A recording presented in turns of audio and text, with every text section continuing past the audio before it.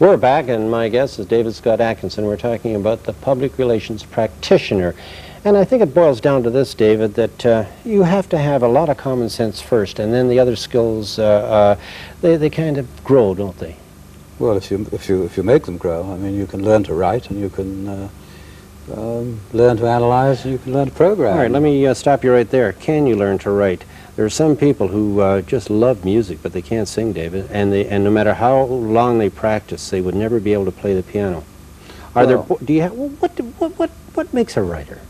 Well, a news sense, of course. You can develop a news sense. We all have to develop it. Some have got a stronger news sense than others. I mean, I don't have a tremendous news sense, but it's a lot better than some of the people I work with.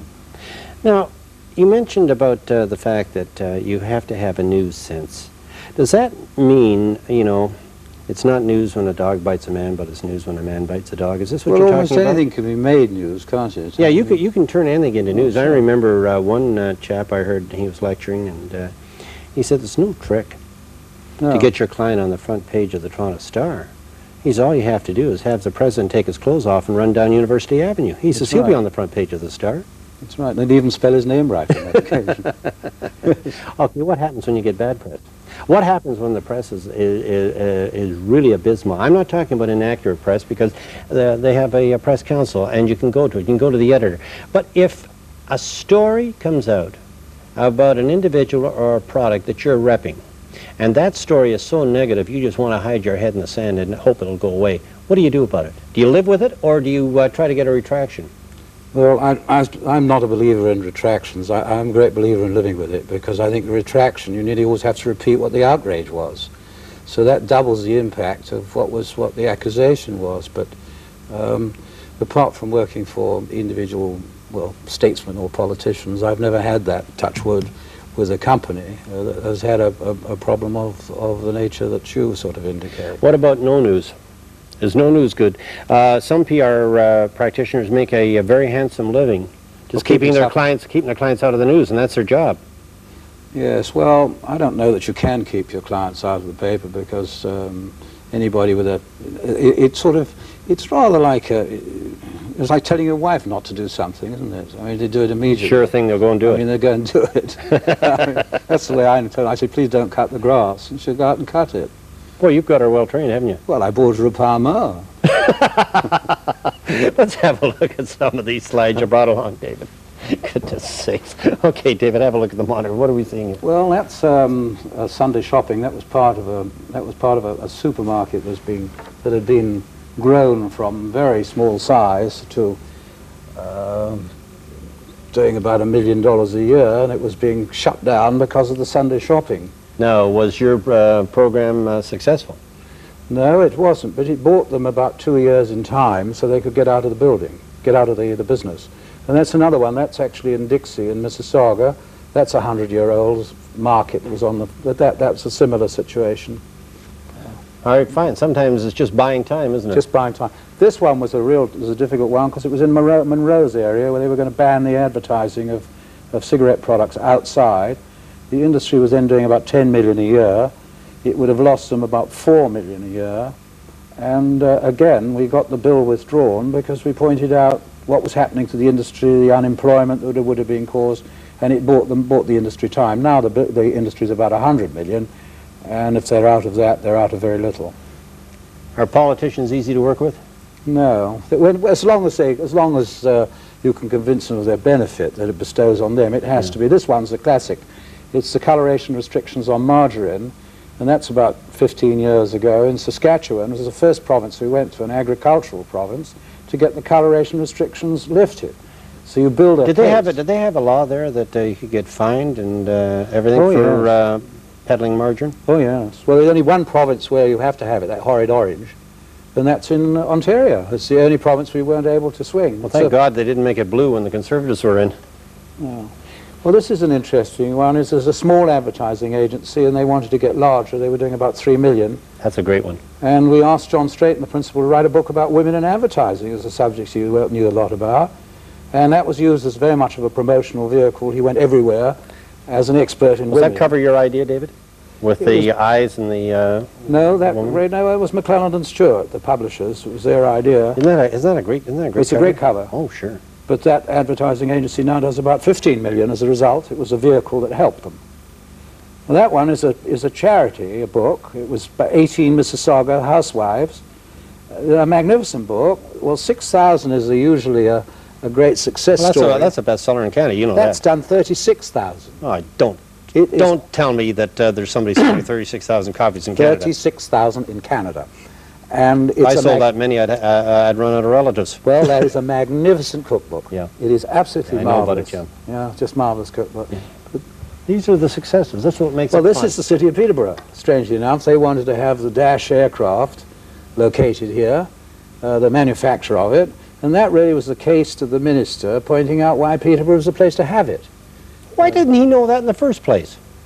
Well, Peterborough was not telling its story very well in those days, but that was a start of telling its story magnificently. They didn't get it here, and perhaps it was but it's sort of all the features are wonderful, good for them. Now, I have a show coming up on this book here. You're very good there's help. a marvelous man, you see, is Alan Summersall, who's a nutritional consultant, and he's with, for some of his time, he's with a manufacturer of nutritional supplements, health supplements, called Shackley, and there's nothing much he doesn't know about health. He's got here 101 health style choices. I'm going to ask him what the 102nd one is. I'm dying to find out. Well, he's got another book. He's an interesting man. He's got a PhD in chemistry, a PhD in nutrition, and he's only a year from being a doctor, a medical doctor. And the only reason he's doing it is because he's concerned about his credibility. I mean, this man knows absolutely, there's nobody knows more about it in this country, in North America, than this man. But he's doing that on the side. He's getting a medical degree. Is the book doing well? Well, the book's only just started in limited edition, and they've sold about 600 or 700 copies in the first week. Oh, that says something about it, doesn't it, eh? No, David, when you get something like a book like Your Very Good Health or one of the other books, where do you begin? Is it looking for free plugs in the review sections of the papers or on television shows, radio shows? What do you do? I don't think you can really generalize on it. It depends entirely on the book. I mean, if for instance, you did a book on aging, you would certainly be with a sort of geriatric columnists. If you're doing a novel, you really, I suppose one of my great things is to get somebody to protest and disagree and say he's wrong, he's a liar. I mean, that's marvelous. Everybody gets. You just eat that up, don't you? That's mother's milk to you, David, when somebody says, hey, Scott Atkinson, you're wrong. Well, actually, of course, it's well known, I'm never wrong. There are times when I'm not right, and they're quite numerous. David, let's come back to this thing, because the question at hand, and it's this. To be a good public relations practitioner, and if there's somebody watching, and we've kidded around about it, but it's a very serious profession, a very much needed profession. I said earlier, does the government listen to you? And you said, you know, they're not easy to work with and so forth. They're using a lot of over-the-hill journalists, and I use that term advisedly because it seems that they're in their 50s and coming up near retirement when they go. Are they getting the message out to the voters through these people? No, personally, I don't think so. But almost every political appointment worldwide has gone, not to a public relations consultant. I mean, I know at 10 Downing Street there was a journalist, always a journalist, the editor of a newspaper. So they don't know, but it's the dog that the politician knows and is comfortable with. But now more and more there are experienced public relations practitioners who have been professionally in politics and professionally in journalism, who are expert communicators. I mean, the first thing you have to be able to do in anything in this world is be able to listen. And then you ask the questions that facilitate the listening. Eventually you identify the problems, you find out the objectives, and then you can come up with a program, and there are all sorts of things that you can do to tell a story, to gain public consent. When you've identified the problem, do you give your client a worst case and a best case scenario? No, we do what we call, we write an information kit, and when that is the first part, and coupled to it is a memorandum of recommendations, which has a basic program in it, which will address their problem in the immediate future, and a number of special projects and examples of things that they might do later on, all fully budgeted. That's important. But all fully budgeted. All right, David, would you recommend a young person in high school that would like to get into it, should they go on to university and major in journalism or English, say with a major in English for a BA or something like this, or should they go jump right in and go and sharpen pencils in a PR office? Well, again, I really stress the fact is it depends on the individual, and I really would not like to advise on it. I remember I started out in journalism at a shorthand speed of something like 200 words a minute because I thought that was essential.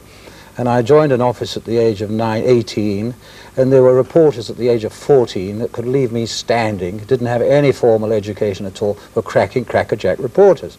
Almost all those guys went on to edit English national newspapers. Mm-hmm. No degree or anything? No degree or anything. Well, Gordon Sinclair is a prime example of what you can do without an education. Times have really changed, is that the stake money to get a job now happens to be a degree. Yeah. And you don't get to first base without Does a degree impress you?